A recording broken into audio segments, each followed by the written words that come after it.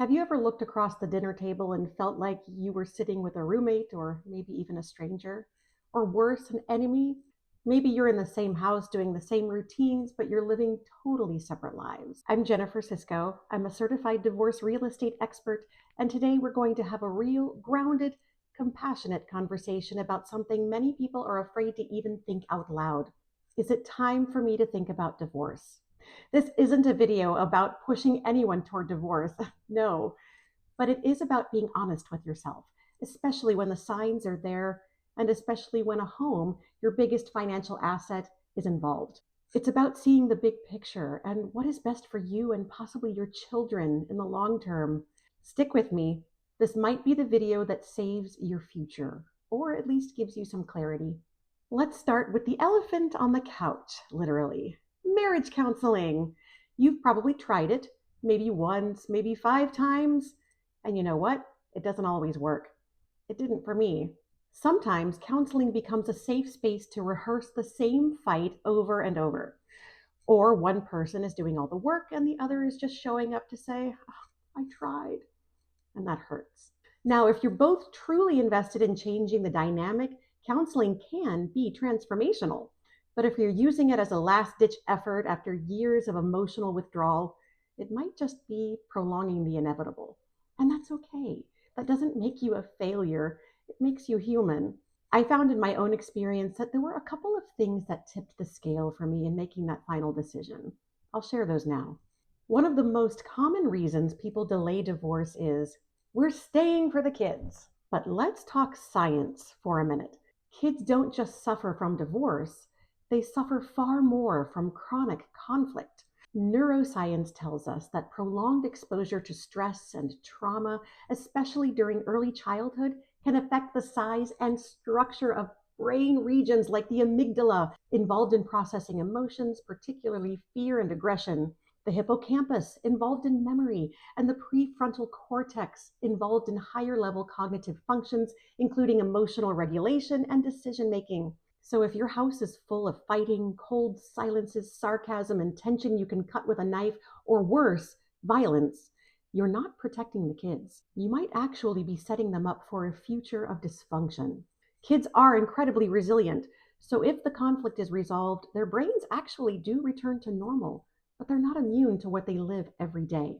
A peaceful two-home situation is often healthier than one hostile, divided household. Maybe let that sink in. Let's talk about your house. You might think of it as four walls, but I think of it as a mirror of your relationship. And when the relationship is deteriorating, the house often follows. Maybe you're not keeping up with repairs, the lawn's overgrown, the faucet's leaking, the furnace needs replacing. You've stopped decorating, stopped dreaming, stopped hosting people. The energy's flat and the paint is ugly. You're just surviving in the house, not living, not building, just stuck.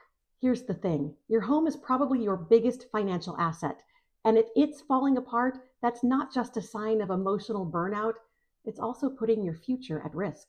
Being proactive about your options, talking to a divorce-savvy real estate agent like me, thinking about timelines, even planning for the what if, isn't giving up. It's not being disloyal. It's giving yourself options. It's smart. Side note, if you're feeling afraid in your own home, whether that's fear of violence, emotional abuse, or intimidation, that's not just a red flag. You don't need permission to leave a dangerous situation, and you don't have to wait for it to escalate to get help. There are resources, there are safe plans. Please, please don't be embarrassed to reach out for help. Now, if you've grown up in a culture or religion that says divorce is shameful or selfish, I hear you. I've been there. There's this script playing in your head, right? Good moms don't break up the family. God hates divorce. What will people think? I'll be judged. But let me ask you this. Is staying in a loveless, toxic, or fear-based marriage honoring your spirit?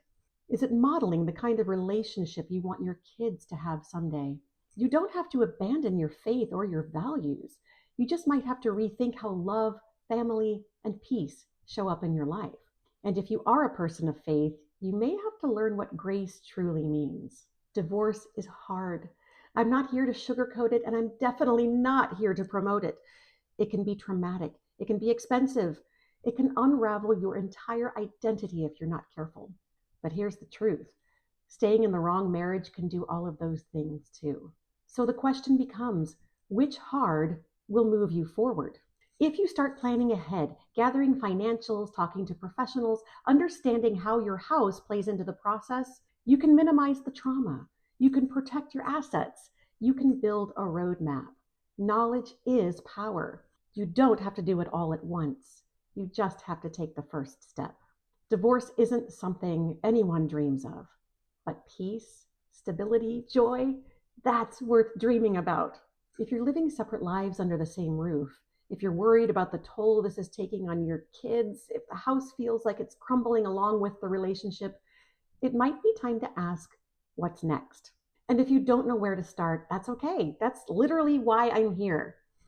Because no matter what you decide, you deserve peace, and your kids deserve a happy, healthy version of you. If you found anything helpful in this video, go ahead and click that like button down there and definitely share it with somebody who needs to hear this message. I'll see you next time.